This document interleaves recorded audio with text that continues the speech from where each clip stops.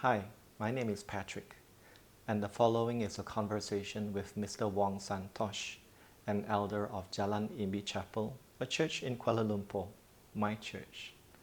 In this conversation, we talk about Mr. Wong's younger days and how he became a Christian. He tells us about the people who influenced him in his growth as a believer. Mr. Wong also shares some insights and advice for young Christians as well as Christian parents. It is my hope that this conversation will encourage and inspire you.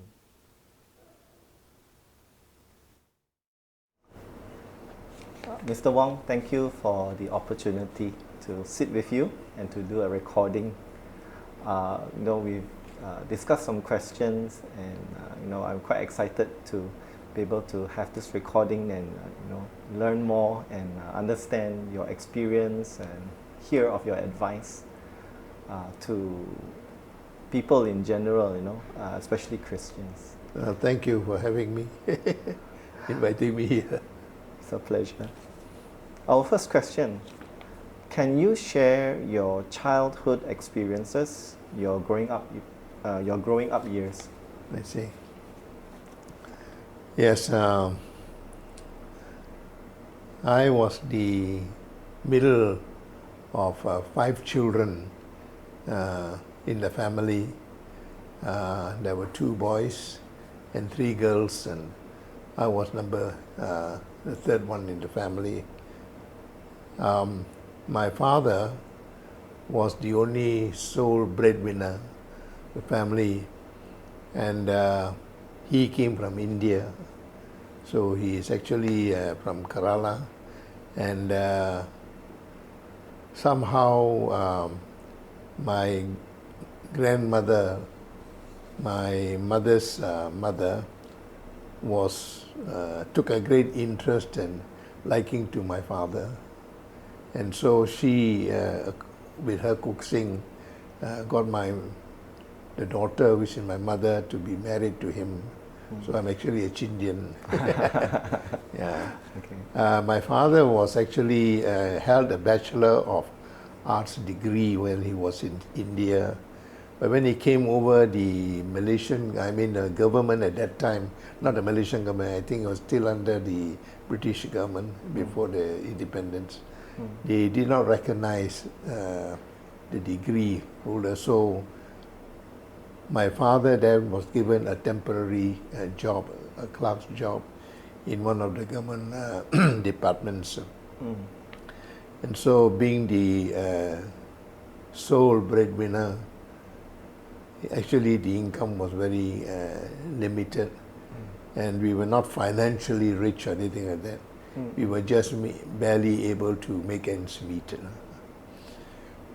Now what happened was in 1952, my father was sick, and he passed away in October 1952 when I was just 12 years old.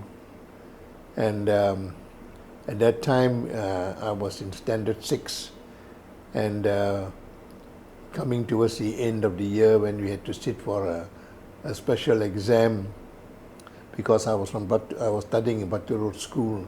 There was a special exam to move into the secondary school, because Batu Road School was a primary school. And what they did was that they wanted to get a number from Batu Road School and a number from Pasar Road School to enter into Form 1 in the Victoria Institution. And so what happened was that as soon as I finished the exams, my father, of course, passed away, and then I went into the VI in the start of 1953 when I was in Form 1. But when I was when my father was still alive, there were many plans that he was making for me, because I happened to be one of the favorites of his, and he had high hopes for me of wanting to send me overseas when it's possible to further my studies. But these plans never came to anything because of his death. But when he passed away, then the only thing that he left behind was a new house that he had just committed himself to. But when he committed himself to the house, we still had to pay the installments for the house. And here he was in that state. My elder brother was actually taking his GCE Form 5 exam in the month of October and November. We call it General Certificate Education. And what happened was that as soon as he has finished his exams, with just a day or two rest, my father's good friend managed to get him a temporary job to actually help out financially, but it was not enough really to meet all the needs of the family. So we were living in a state when we didn't have very much at all. So when I went into Form 1, the only person who was a Christian at that time in my family was my elder sister from the Bukit Binang Girls' School.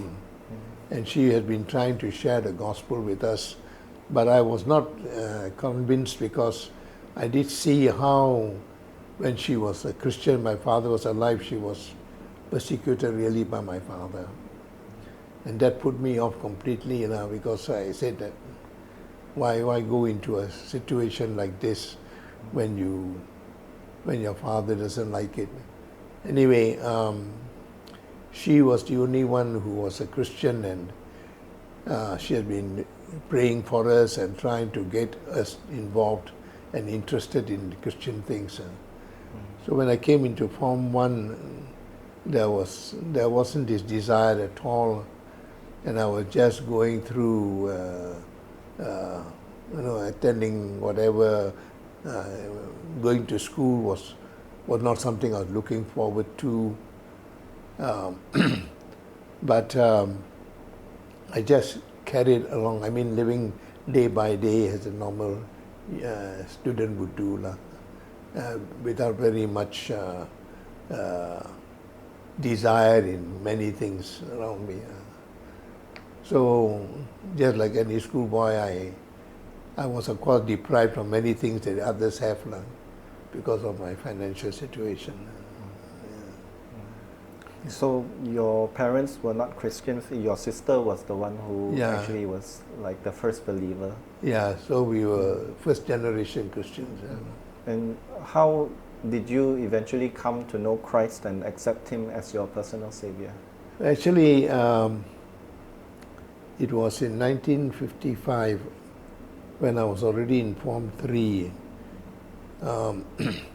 My sister had been trying to get us, her siblings, all to go to church and so on. And we have been putting it off. But then she managed to get one of our church members, one of the young people's leaders in the church in Benning Road, to come and see us and befriend us and talk to us. And he invited us and said, you must come to a special gospel campaign that they were having in 1955 in the Bukit Binang Girls' School. So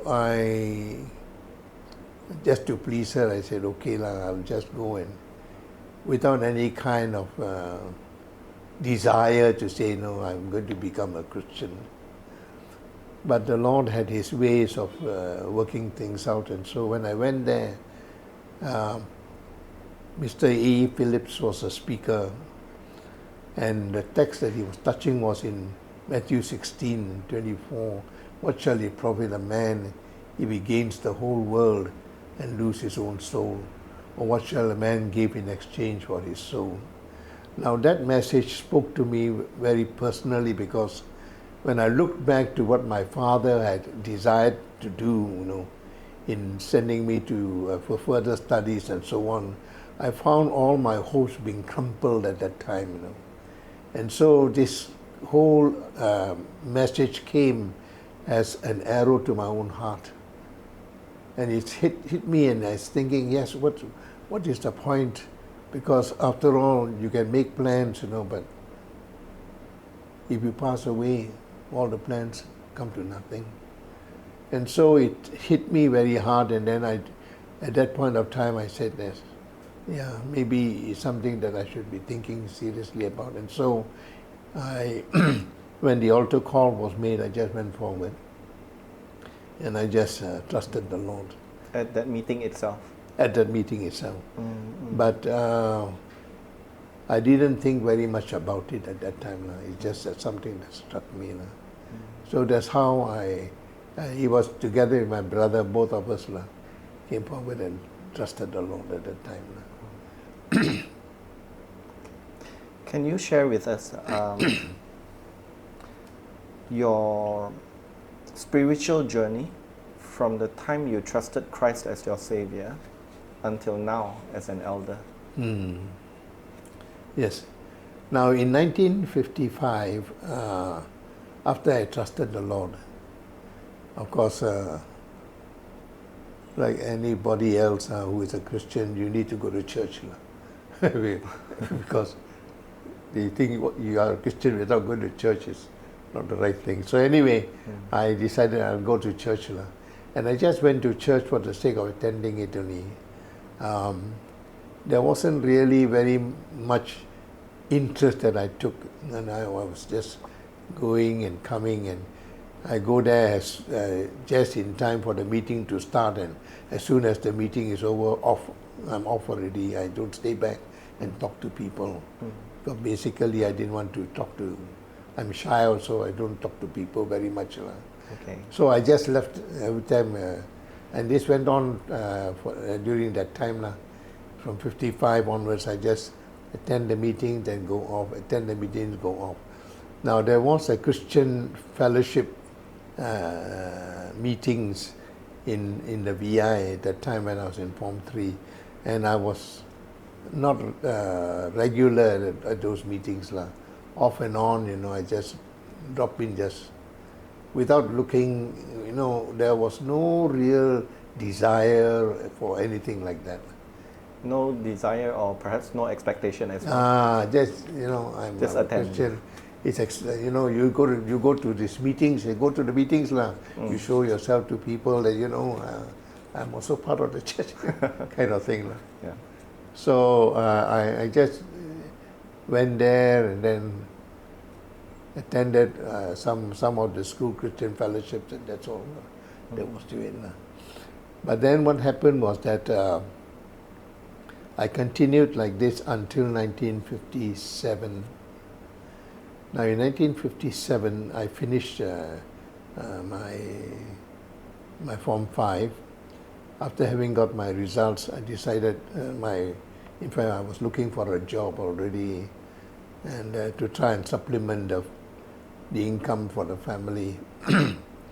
What happened was this, I was wanting to look for a job that I wanted, a technician's job, either in the telecoms or in the TNB or something like that, to try and do something that is technically, so I wouldn't have to sit down in one particular place.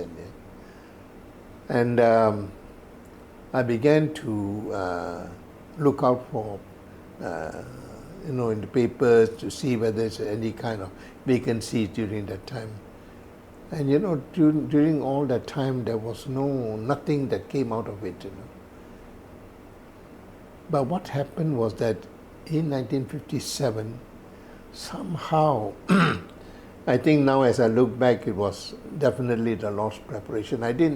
There was no real expectation of it, but I decided, it came to a point one day when suddenly I felt very interested in studying the Bible.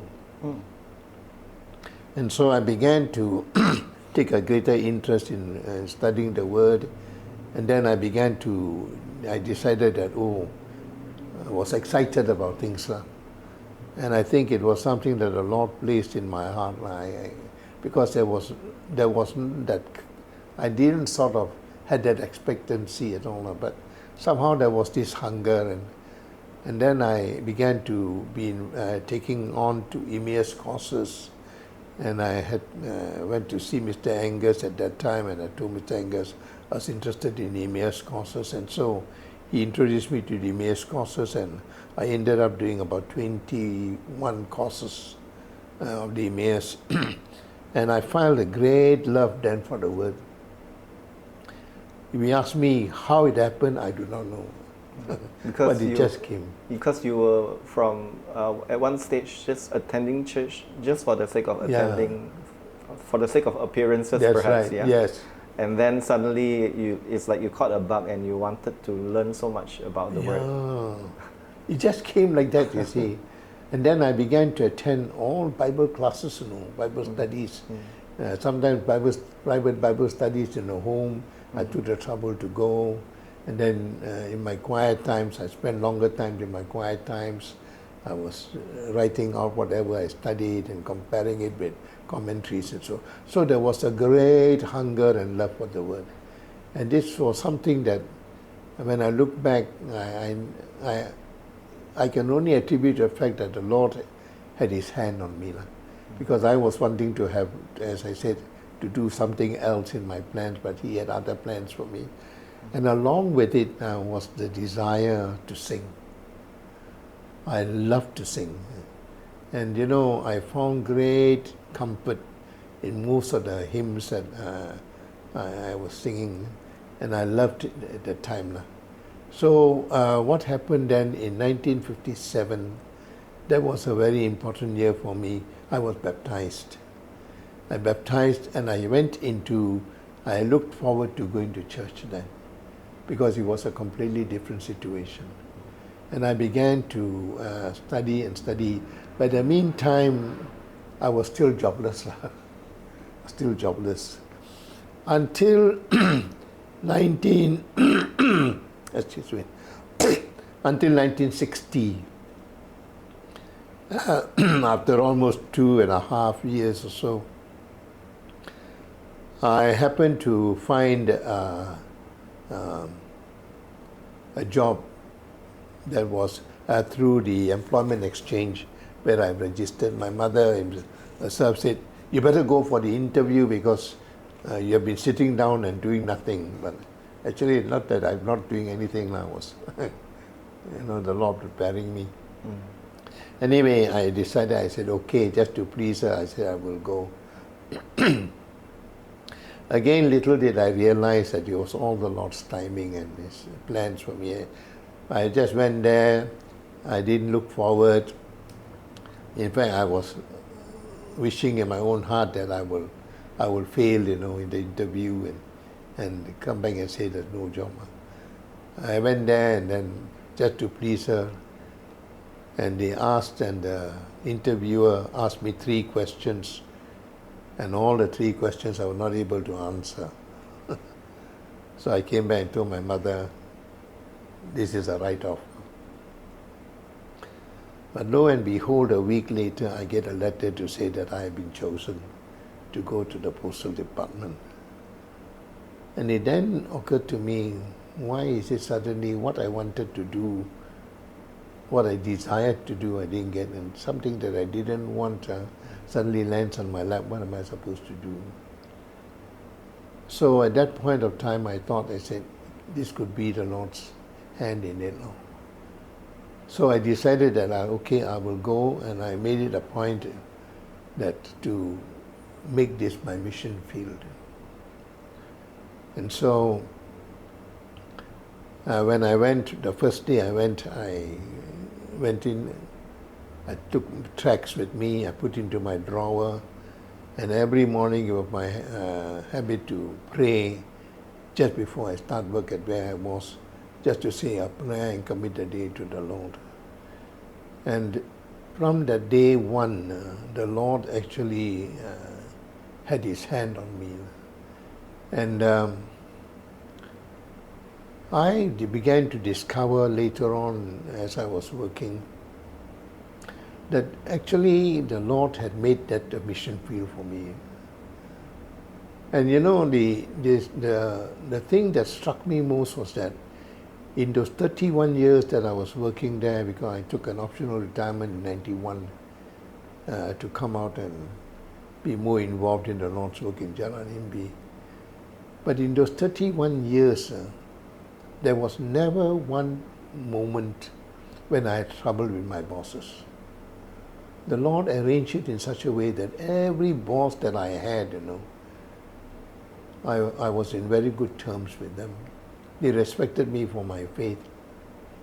And I could find any liberty that I wanted when I went for meetings and all that. I'll come back late, they say no problem and all that. So it was something that I look back, I said, how could it have happened? And so for 31 years I remained in the same section, which is very unusual in the history of the postal. Because normally people will be moved around, different departments. Every 5 years they move. But I stuck on. And it became to a point when others were asking for me to go to their section. And my boss never released me. They wanted you on their team. They still wanted me to be around, Yeah. So it was in that kind of situation that I was in. And from there I was able to speak to people, to advise them, to talk to them. And I remember during the 1967 war, when Israel was attacked by the Arab nations around, one of them came running to me and said, what do you think is going to be the future for us? And I took the opportunity to share with them about the future, whatever I knew now, because I was studying. And so I went through the period of time, 1960. Now, a few months after I started work, I knew one of my colleagues who also just joined the department. There was a special meeting that was being held in the Petaling Jaya Gospel Hall by Jeffrey Bull. And he was coming to share with us, when Iron Gates Yield was a book, his experiences in prison. So I told this colleague of mine, come, let's go and listen to him, he's very good. And so we went, hoping that he would be blessed. Lo and behold, I came back, I was really blessed. Because it was at that meeting, much of what had been said or shared didn't stick in my mind. But what stuck in my mind was the closing hymn, when they sang that hymn, all to Jesus I surrender. And it was that very hymn that struck me. And so I came back, and even before having dinner, I just went to my room and I gave myself to the Lord completely, as a means of commitment to Him. I said, yeah, here's my life, you take it. Now, having taken that step, things began to move. And then my journey actually began from that point on. And so I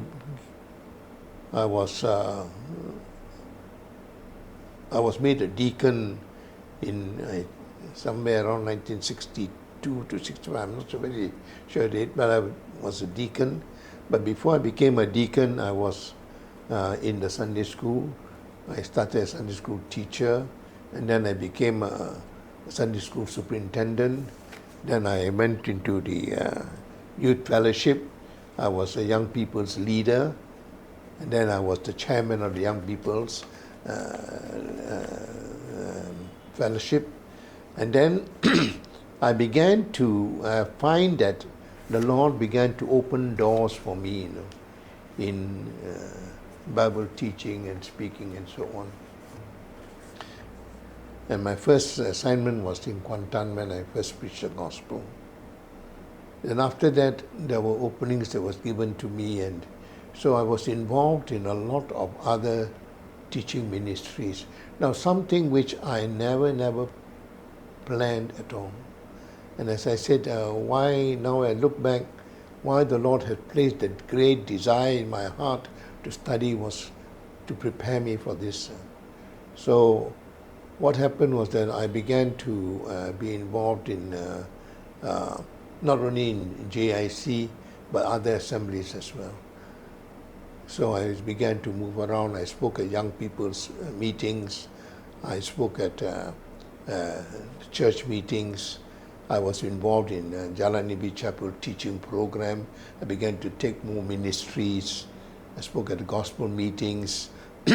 I was leading and facilitating Bible studies in the church. And then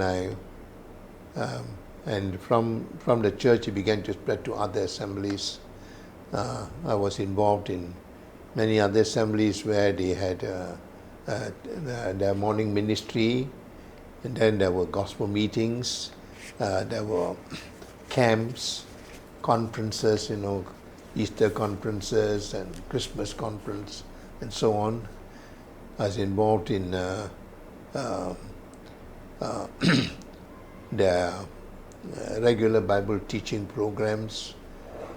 I was involved in GLOW, and then teaching in GLOW, and so my ministry began to spread out in that way. And so I went almost throughout the country, north, south, east, west, assemblies that invited me, east coast, up north, central, and then south. And Bible camps, I was involved very much in Bible camps, speaking there. Mm-hmm. So it just started off in that sense.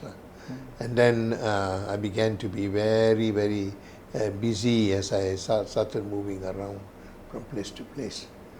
But it was something that, again, the Lord actually, it's very difficult to put in words. When you look back, you wouldn't think that, I would have done those things actually on my own. It was rather unexpected, or you could not have foreseen that? I didn't foresee anything at all, because I didn't, it was never the intention on my partner to actually be a Bible teacher. I thought that was something that will never happen to me. And yet the Lord somehow opened the way for it. Did you perhaps feel that way, that you would not be a Bible teacher because you felt like maybe you were an introvert, or? I felt I was inadequate actually at times, because I said that, who am I? I mean, when I compare myself to other people and all that, I heard so many people speaking and all that. It really frightened me sometimes, but it was wrong not to try and compare with others, because when the Lord gives you a message, sometimes it's completely different, And so I always had a lot of inhibitions now, especially when I go to a new place to speak, but the Lord always sustained me. So what's interesting, Mr. Wong, is that from that point, that special night after that hymn, All to Jesus, I Surrender. Yeah. After you committed yourself, after you surrendered, that's when things really started to move.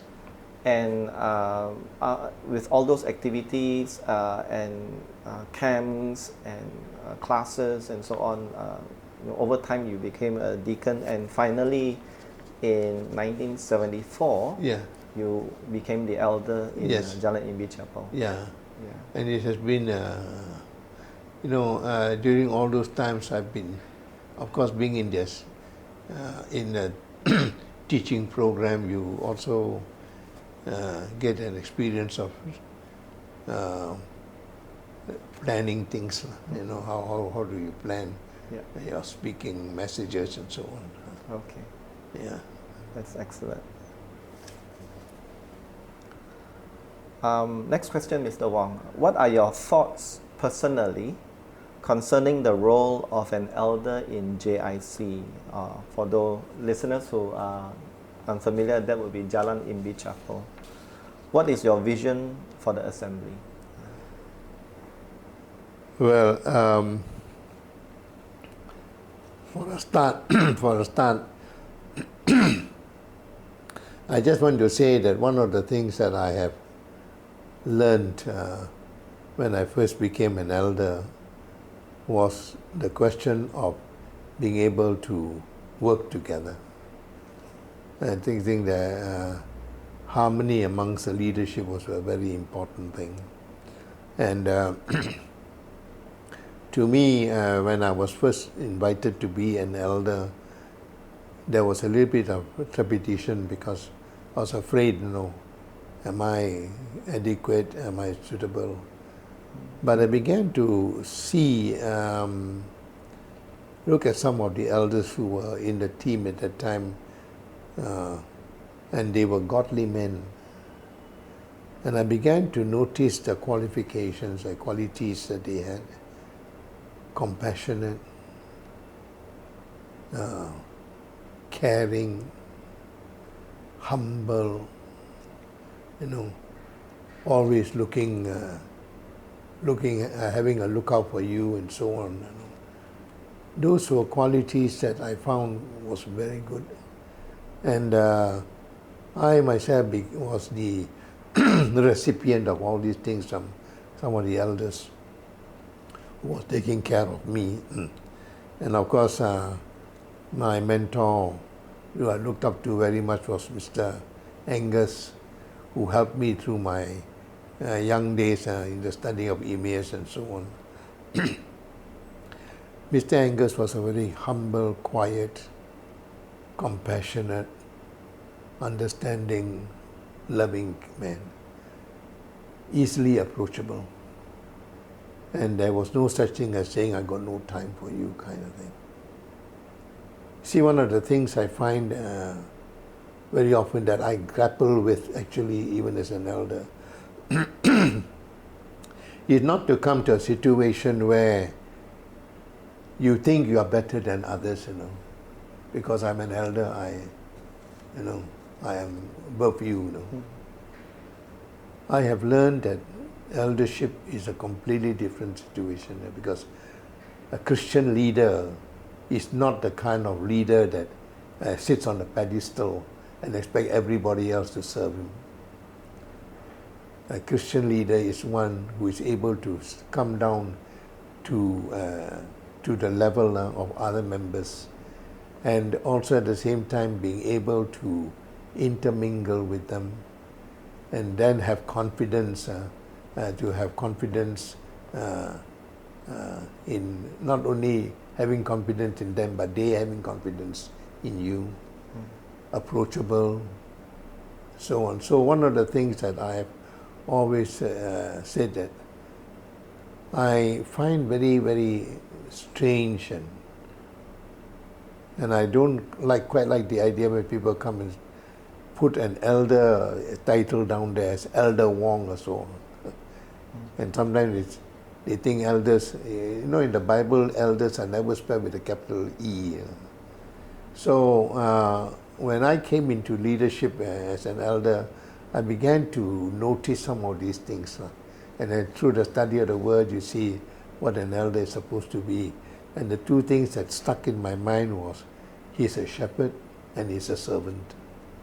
We are servants because we serve the congregation. We are shepherds because we guard the congregation. And so these were the two main things that stuck in my mind. And so through my years as an elder, I have made it a point to say that I will not be in a situation where I want others to look up to me and keep me at arm's length. It's a very strange thing, because when I was growing up in Jalan Imbi as a deacon that time, I hear people can say, "Oh, elder, we better don't go on you. No, don't talk to the elders, They seem to be a class above kind of thing," which actually saddened me also.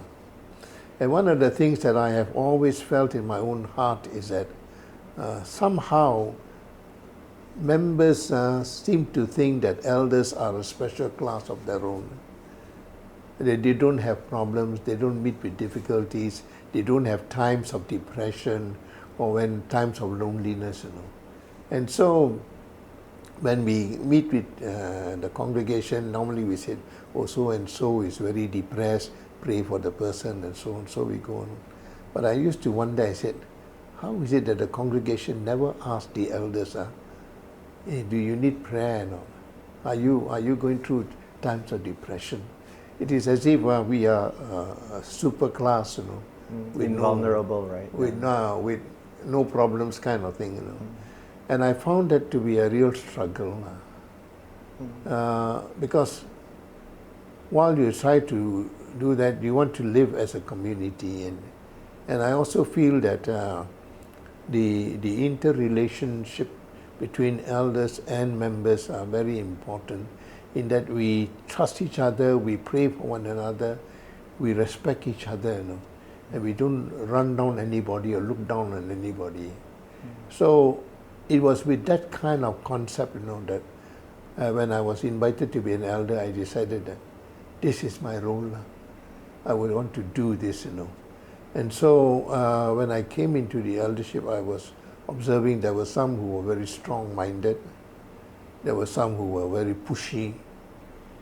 And I used to think to myself, and I pray, Lord, I don't want to be in that kind of situation.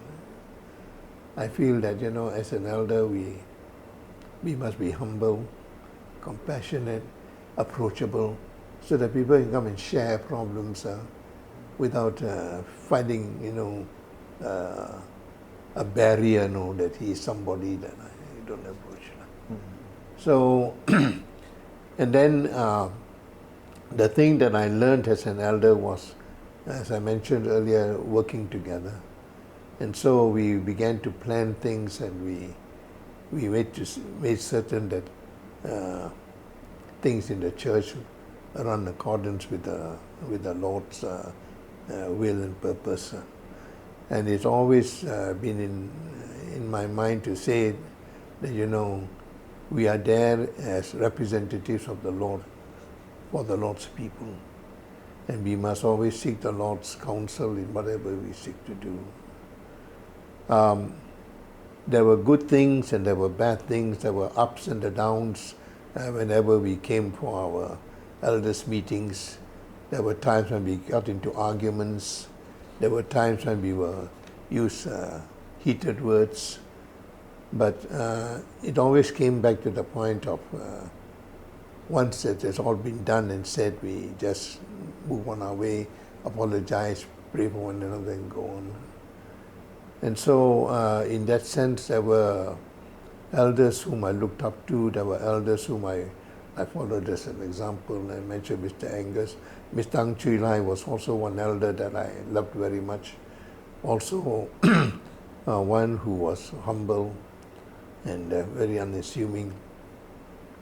Mr. Cook was an elder that I looked up to because Mr. Cook started the project fund, which was a very, very good thing when he decided that we should now challenge members who have got any excess money, why don't instead of putting it in the bank, put it in the project. We will pay the interest, but there will be a pool of at least of funds whenever any other assemblies needed it. In our own setup as assemblies, we find each one is autonomous, and so when they want to buy a building, or they'll find that they don't have cash, so they look on to us. And Mr. Cook started that fund, which was very, very good, and it helped many assemblies. So Ampang, Bangsa, Cheras were all our children. Ampang, Bangsa, Cheras. Yeah, Yes. ABCs. Okay. Yeah, and in that order also. Oh, okay. Yeah. So, but it has been a real challenge. We had to meet with difficult situations when, you see, as elders, we needed to guard the truth. We wanted to make sure that no false teachings will come in. And so we had to take stands which sometimes were very unpopular. We had to discipline members, which was a very, very difficult thing to do. Because these are people that you know personally, and you Exactly. have personal relationships with them, Yeah. and some of them have been in the church for many years as well. Exactly. And then suddenly you got to take action, and some of them hold that against you, you see. And so of course some of them they accept it lah. But there are quite a number where we had to make decisions like that. And barring them from the Lord's Supper and all that. And you become very unpopular. Yeah, it's painful. Yeah, and they come and tell you, you know, this elder like that elder like that. So news will start round. So, but be that as it may, the thing is this, I think we are responsible to the Lord for the flock. And our main thing is we get to guard them, we got to guide them, we got to strengthen them, feed them, protect them. And in that sense, I think, you know, as I grew up as an elder, I became wiser in some of these things. And I hope that today I will be able to pass it on to my other fellow elders. Yeah. What is your vision for the assembly? Well, in the midst of the kind of teaching that is going around, today we find a lot of false teachings and cults that have come up. I think the first primary duty is to guard the flock. And in order to guard the flock, we must inject right and proper teaching into their lives. We got to teach them how to look at the scriptures. And so my first role and advice is that we must take this as an undertaking before the Lord. And we must not be slack in this. Now we know that there are times when we don't know everything.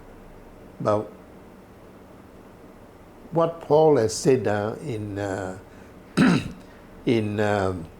Timothy is very important. No? We are to follow the traditions of our fathers. Now, following the traditions of our fathers simply means that we have got to keep up to the doctrines that we have learned over these many years. And that is a very important aspect of seeing the assembly grow, following, you know, and the teachings that have been left behind. I also feel one of the things that I'm very frightened about at times because of my own weaknesses is to lead the church to a situation where they are able to go on without me. You know, some years ago when I was still part of the team, one of the verses that struck me very much and challenged me to my own daily living, personal living, was what Paul himself had said in 1 Corinthians 11 verse 1. He says, "Be imitators of me as I am of Christ." And then in Philippians, he tells them, "All that you see in me and learn from me, do, and the God of peace will be with you." I found that to be a very difficult thing. Because I asked myself the question, what would JIC be like if I asked the members to imitate me in everything I do? And it frightened me. It really frightened me. It sort of goes back to that thought previously about inadequacy. Yeah. Or feeling worthy enough to That's right. be there in front as an example. Yes. And then, you know, when you stand up and the people look at you, if they were to follow you, what kind of assembly would you have? Because we know of people who have stood up there, been arrogant and so on. I know a group of young people earlier on in Jalan Imbi Chapel who seem to be so arrogant, you know, that they are better than you kind of thing. And they stand aloof, you know. you can't sort of break into the circle kind of thing. And that was a very bad feeling. So, but as I grew up in my years as elder, I was thinking that I must inculcate into our members something that at least when I see them and they copy my example, they will not be led astray. Because I'm accountable, you see, to the Lord one day, as to the flock that I'm under. So that has been one of the great challenges that come.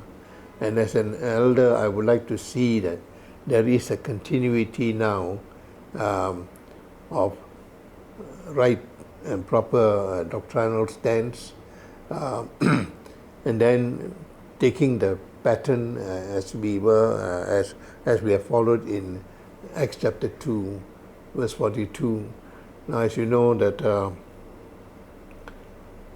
when we talked about the activities and the life of the church, I was very much helped by a book by Charles Swindoll, the wife,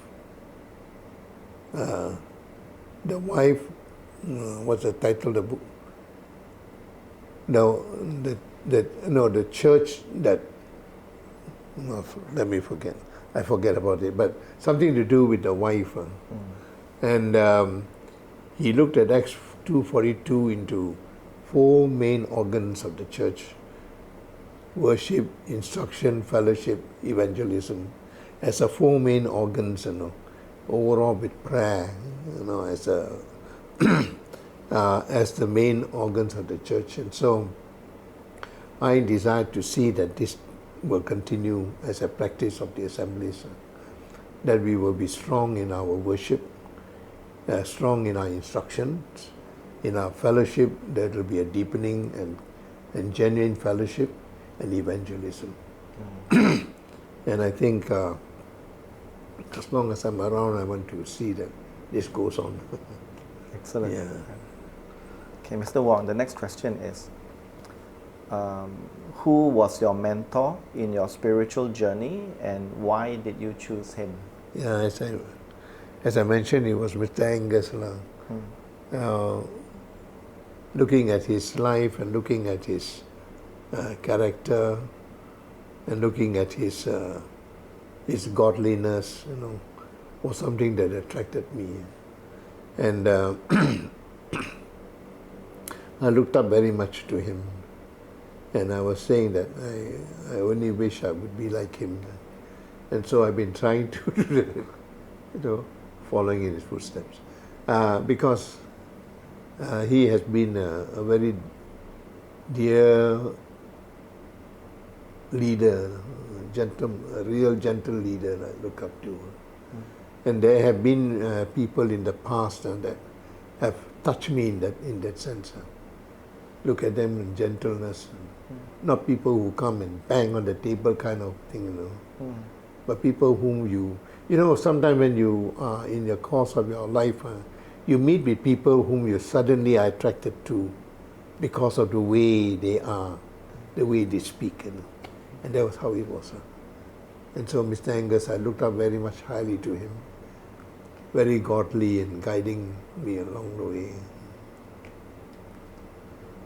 From your own experience, what advice can you give to our youth and young adults and encourage them to be worthy disciples of the Lord?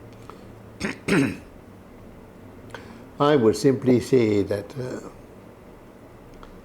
have a love for God's word, have a love for God's work, and have a love for God's people.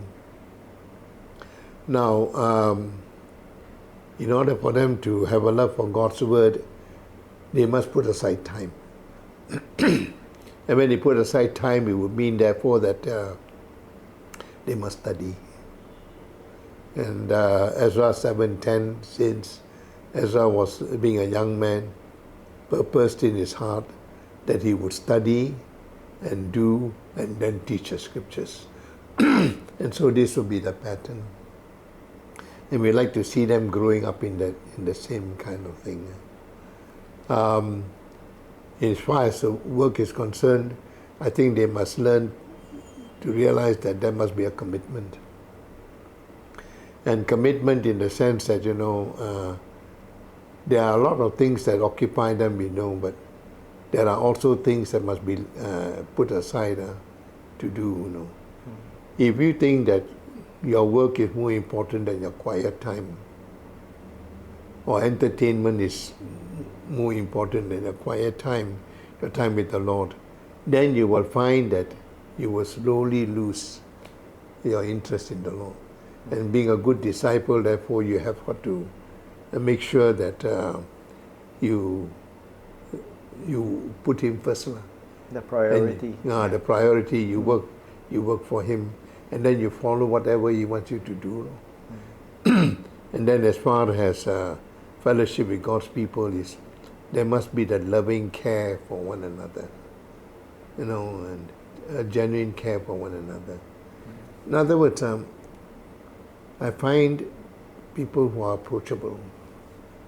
You can just go and talk to them, and then they're willing to listen to you, willing to care, kind of thing. So if they want to be good disciples and examples, then they must do that. And it'll be good for them actually also to have somebody as a mentor for them. It's very important because I think then they'll be able to learn. Like Paul had Timothy, and then you have people like Joshua was learning from Moses. And Mr. Wong from Mr. Angus. From Mr. Angus. Things like that, So it is something that they have got to learn. But don't wait until they are older, yet at a young age. They live in a very challenging period of time now. And I think time is of essence, but they must learn to put it aside. Because if you don't spend time with the Lord on your own quietly, and you don't study the scriptures, how can you follow? Right. Okay. In your opinion, what role should Christian parents play? Christian parents, What role should they play to nurture the spiritual growth of their children, so that they would continue to seek the Lord and serve Him wholeheartedly? One of the things that I find is that sometimes, in fact, many parents consider their children as their own. This is my son, this is my daughter. But in essence, we ask ourselves, is that really true or not? Because I find that, the psalmist says in Psalm 127, children are a heritage from the Lord, And if we look as parents, if we look upon the children as our own, then it would mean, therefore, that I have got plans for you, like my father did, kind of thing. I have got plans for you, and you must do it, things like this, like this, like this. So we begin to inculcate in them, my plans are more important than God's plans. And we find very often when that happens, children can actually go astray because when they get into the working life, we say, that's what my father taught me. So if parents themselves recognize the fact that the children are given to us by the Lord, not so much permanently, but as a loan to me. In other words, they belong to the Lord. When they belong to the Lord, they are given to me on loan, And the Lord puts a responsibility on me to say, now I want you to take care of the child, bring up the child in the way that I want you to bring up. Now if that is so, parents themselves, therefore, in the first place, must understand and realize their relationship with the Lord is so important. So if they are not taking an interest in the things of the Lord, how are they going to actually lead their children in that direction? So I think if parents themselves get the right understanding that the children belong to the Lord and they are on loan to me. Then I will invest all my time in making sure that I bring them up in the fear of the Lord, that I bring them up to be people who will serve the Lord, people who will actually be examples to others. So it is very important for them to have that kind of mind. And then to inculcate then into them the desire to study. So in order to do that, they have to have Christian values in the home, in the work, in their works, in their working relationships. There must be Christian values that they must put in. So that when they put these values into place, then they will not go far astray. Of course, having invested all that, and at the end of the day, the child decides to go astray, you are not held accountable because you have imparted to them all the godly values, But it is their own decision, and so you will not be held accountable. I feel like, that's how I look at it. But if you don't do it, then you are responsible now if they turn up to be, people who do not follow the law. So I think the important thing, therefore, is for the parents to realize this, and I think it's a cardinal truth to hold on to. And then with that in mind, you put in all the values. So parents then becomes examples to the kids. So if they find the father or the mother not interested in studying, in reading the Bible daily, they don't set aside time, then they follow. They seem to take the kids and I don't mind, If I got time, I do. If I don't have time, I don't do it, kind of thing. Then obviously the children will also grow up like that. Unless, of course, the children get an outside source of encouragement. Then they are God, but the responsibility is actually with the parents.